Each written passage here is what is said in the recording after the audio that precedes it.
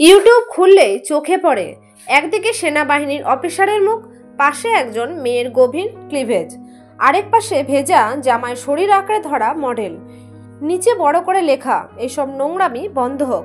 অথচ থাম্বনেলটাই এমন যেটা দেখে মানুষ ক্লিক করে। এটা কেমন প্রতিবাদ?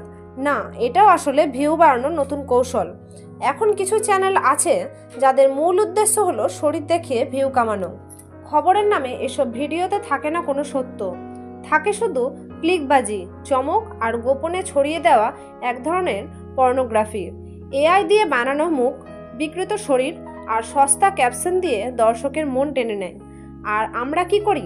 আমরা দেখি, শেয়ার করি, আবার বলি আজকাল ইউটিউব খারাপ হয়ে গেছে। আসলে ইউটিউব খারাপ হয়নি, আমরা খারাপ কন্টেন্টকে উৎসাহ দিচ্ছি।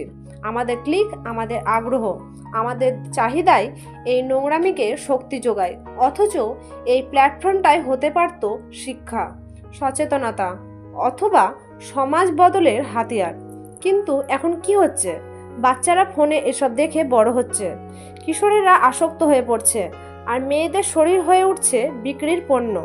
তাই আজ প্রশ্ন আপনার কাছে, আপনি কি প্রতিবাদ করবেন, না এই নোংরামি দর্শক হবেন?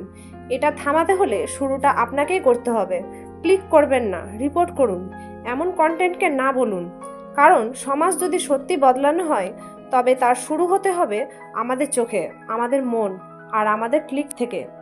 যদি এই ভিডিও আপনাকে একটু বাধ্য করে, তাহলে শেয়ার করুন এবং আপনার মতামত জানান কমেন্টে। ধন্যবাদ।